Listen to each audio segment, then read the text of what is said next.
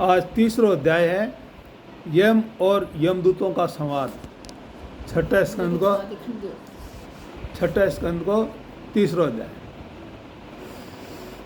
राजा परीक्षित ने पूछा, भगवान देव अधिदेव धर्मराज के वश में सारे जीव हैं और भगवान के पार्षदों ने उन्हीं की आज्ञा भंग कर दी तथा उनके दूतों को अपमानित कर दिया। अब उनके दूतों ने यमपुरी में जाकर उनके अजामिल का वृतांत कह सुनाया। तब सब कुछ सुनकर उन्होंने अपने दूसरों दूतों से क्या कहा? कह जगह भगवान का पार्षद आप आज्ञा तो दे दी, हर आज्ञा जगह धर्मराज का बस में जगह देव हान बे धर्मराज का दूत आया ने माना आज्ञा दे दी, आज्ञा भंग कर दी। अब दूत जगह अपमानित महसूस करो। यमदूत आज का भाई यमपुरी में जाके और अजामिल हो भी को वृतांत पूरी बात कही। जब राजा परीक्षित पूछे है कि फिर बा को क्यों हो, बा ने किए बतायो। जना कह रिसीवर, मैंने पहले ये बात कभी नहीं सुनी थी कि किसी ने किसी भी कारण से धर्मराज के शासन का उल्लंघन किया हो। भगवान, इस विषय में लोग संदेह करेंगे और इसका निवारण आपके अतिरिक्त दूसरा कोई नहीं बता सकता, ऐसा मेरा निश्चय है। यहाँ राजा परीक्षित जी को बाने बताई। तो फिर सुखदेव जी कहे हैं,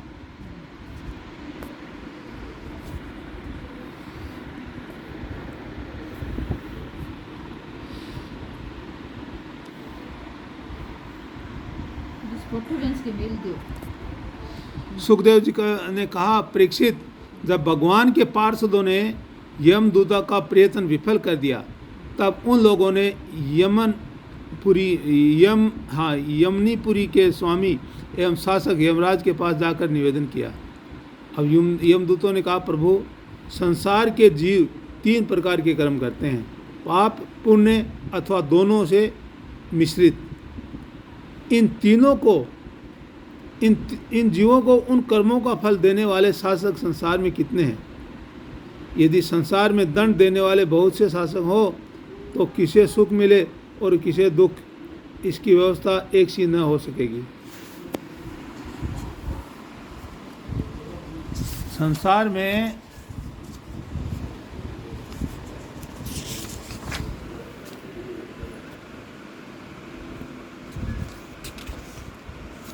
में जो कर्म है, कर्म करने वालों के अनेक होने के कारण यदि उनके शासक भी अनेक हो तो उन शासकों को शासकपना नाम मात्र का ही होगा।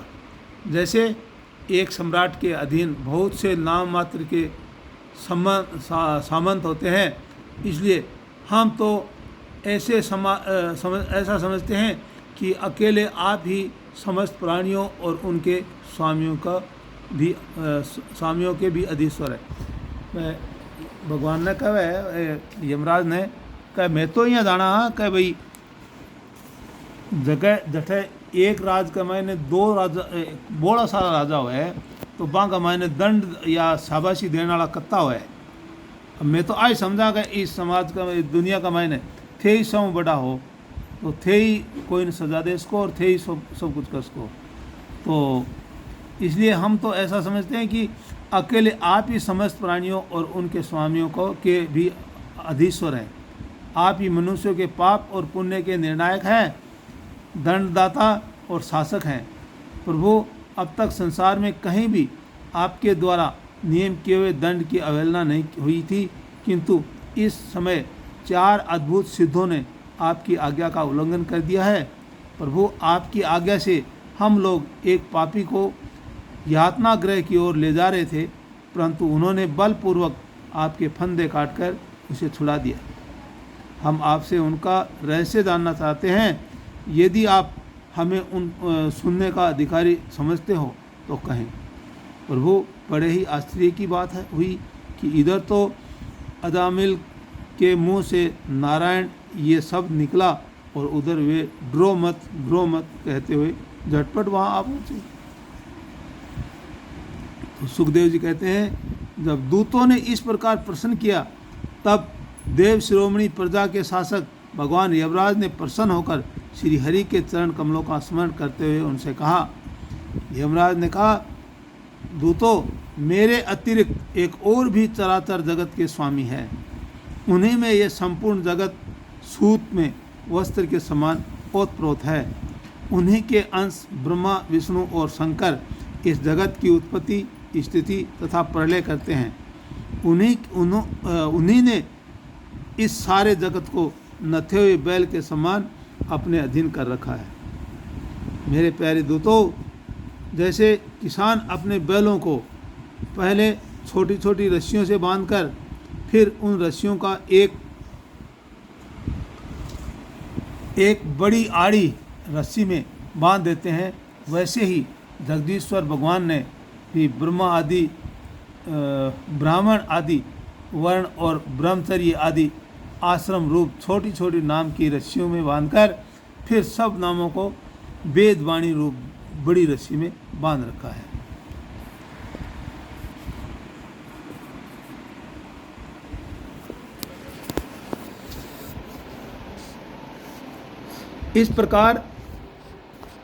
इस प्रकार सारे जीव नाम एवं कर्म रूप बंधनों में बंधे हुए हैं और उसी में भयभीत होकर उन्हें भी अपना सर्वश्रेष्ठ भेंट कर रहे हैं।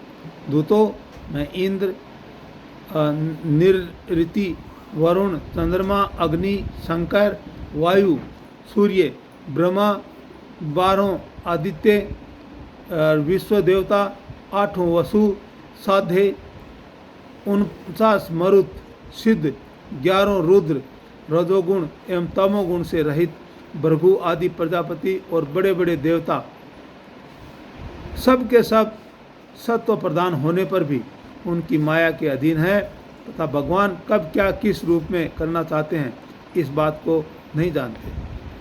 तब दूसरों की तो बात ही क्या कहें। मतलब भगवान भी खुद भी कौन जानेगा मैं आगे क्या करूँगा, तो दूसरा की तो बात ही क्या है। तो दूतों, जिस प्रकार घटपट आदि रूपवान पदार्थ अपने प्रकाशक नेत्रों को नहीं देख सकते, वैसे ही अंतःकरण में अपने साक्षी रूप से स्थित परमात्मा को कोई भी प्राणी इंद्रिय, मन, प्राण, हृदय या वाणी आदि किसी भी साधन के द्वारा नहीं जान सकता।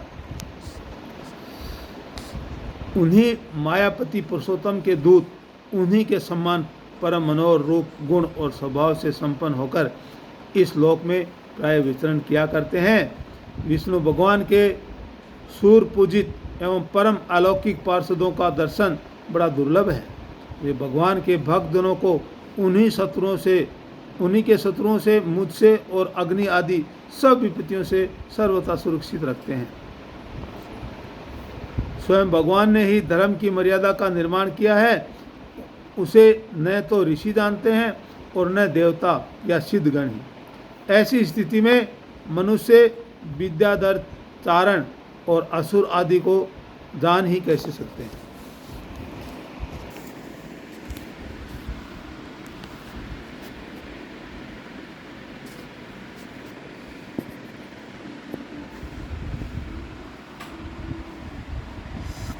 भगवान के द्वारा निर्मित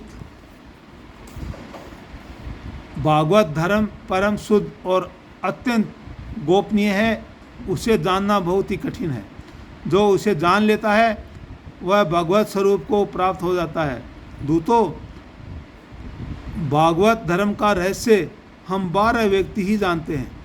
ब्रह्मा जी, देव ऋषि नारद, भगवान शंकर, सनत कुमार, कपिल देव, स्वयंभू, मनु, प्रहलाद, जनक, भीष्म पितामह, बलि, सुखदेव जी और मैं धर्मराज। इस जगत में जीवों के लिए बस यही सबसे बड़ा कर्तव्य परम धर्म है कि वे नाम कीर्तन आदि उपायों से भगवान के चरणों में भक्ति भाव प्राप्त कर लें। प्रिय दूतों, भगवान के नाम उच्चारण की महिमा तो देखो। अजामिल जैसा पापी भी एक बार नामोच्चारण करने मात्र से और मृत्युपाश से छुटकारा पा गया। भगवान के गुण, लीला और नामों का भली भांति कीर्तन मनुष्य के पापों का सर्वथा विनाश कर दे, ये कोई उसका बहुत बड़ा फल नहीं है, क्योंकि अत्यंत पापी अजामिल ने मरने के समय चंचल चित्त से अपने पुत्र का नाम नारायण उच्चारण किया। इस नामा आभास मात्र से ही उसके सारे पाप तो क्षीण हो ही गए, मुक्ति की प्राप्ति भी हो गई। बड़े बड़े विद्वानों की बुद्धि कभी भगवान की माया से मोहित हो जाती है। वे कर्मों के मीठे मीठे फलों का वर्णन करने वाली अर्थवाद रूपिणी देववाणी में ही मोहित हो जाते हैं और यज्ञ याग आदि बड़े बड़े कर्मों में ही संलग्न रहते हैं तथा इस सुगमाति सुगम भगवान नाम की महिमा को नहीं जानते। ये कितने खेद की बात। प्रिय दूतों, बुद्धिमान पुरुष ऐसा विचार कर भगवान अनंत में ही संपूर्ण अंतःकरण से अपना भक्तिभाव स्थापित करते हैं। वे मेरे दंड के पात्र नहीं हैं। पहली बात तो यह है कि वे पाप करते ही नहीं, परंतु यदि कदाचित संयोगवश कोई पाप बन भी जाए तो उसे भगवान का गुणगान तत्काल नष्ट कर देता है। जो समदर्शी साधु भगवान को ही अपना साध्य और साधन दोनों समझकर उन पर निर्भर है, बड़े बड़े देवता और सिद्ध उनके पवित्र चरित्रों का प्रेम से गान करते रहते हैं। ऐसे दूतों, मेरे दूतों, भगवान की गदा उनकी सदा रक्षा करती है। उनके पास तुम लोग कभी भूलकर भी मत फटकना। उन्हें दंड देने की सामर्थ्य न हम में है और न साक्षात काल में ही। बड़े बड़े परमहंस दिव्य रस से, लोभ से, संपूर्ण जगत और शरीर आदि से भी अपनी अहंता ममता हटाकर अंकित होकर निरंतर भगवान मुकुंद के पादार विंद का मकरंद रस पान करते रहते हैं। जो दुष्ट उस दिव्य रस से विमुख हैं और नरक के दरवाजे घर गृहस्थी की तृष्णा का बोझ बांधकर उसे ढो रहे हैं, उन्हीं को मेरे पास बार बार लाया करो। जिनकी जीभ भगवान के गुणों और नामों का उच्चारण नहीं करती, जिनका चित्त उनके चरण अरविंदों का चिंतन नहीं करता और जिनका सिर एक बार भी भगवान श्री कृष्ण के चरणों में नहीं झुकता, उन भगवत सेवा विमुख पापियों को ही मेरे पास लाया करो। आज मेरे दूतों ने भगवान के पार्षदों का अपराध करके स्वयं भगवान का ही तिरस्कार किया है। ये मेरा ही अपराध है। पुराण पुरुष भगवान नारायण हम लोगों का ये अपराध क्षमा करें। हम अज्ञानी होने पर भी हैं उनके निज जन और उनकी आज्ञा पाने के लिए अंजलि बांधकर सदा उत्सुक रहते हैं। अतः परम महिमान्वित भगवान के लिए यही योग्य है कि वे क्षमा कर दें। मैं उन सर्वांतर्यामी एक रस अनंत प्रभु को नमस्कार करता हूँ। सुखदेव जी कहते हैं, परीक्षित, तुम ऐसा समझ लो कि बड़े से बड़े पापों का सर्वोत्तम अंतिम और पाप वासनाओं को भी निर्मल कर डालने वाला प्रायश्चित यही है कि केवल भगवान के गुणों, लीलाओं और नामों का कीर्तन किया जाए। इसी से संसार का कल्याण हो जाएगा। जो लोग बार बार भगवान के उद्धार और कृपापूर्ण चरित्रों का श्रवण कीर्तन करते हैं, उनके हृदय में प्रेममयी भक्ति का हृदय हो जाता है। इस भक्ति से जैसी आत्मशुद्धि होती है, वैसी कृच, चांद्रायण आदि व्रतों से नहीं होती। जो मनुष्य भगवान श्री कृष्णचंद्र के चरण अरविंद मकरंद रस का लोभी भ्रमर है, वह स्वभाव से ही माया के आपात रम्य, दुखद और पहले से ही छोड़े हुए विषयों में फिर नहीं रमता।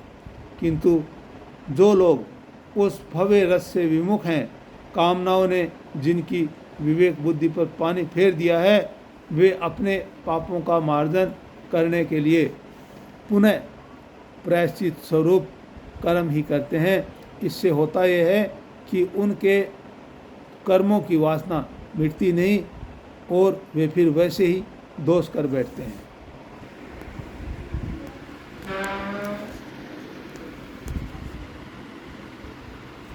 परीक्षित,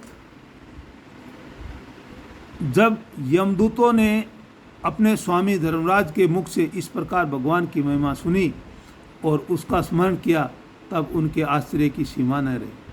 तभी से वे धर्मराज की बात पर विश्वास करके अपने नाश की आशंका से भगवान के आश्रित भक्तों के पास नहीं जाते और तो क्या वे उनकी ओर आंख उठाकर देखने से भी डरते हैं।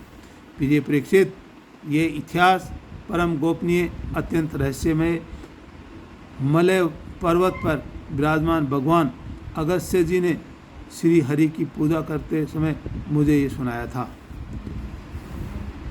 आज को अध्याय 28 खत्म। कल चौथा अध्याय दक्ष के द्वारा भगवान की स्तुति और भगवान का प्रादुर्भाव को कल तड़का पड़ा।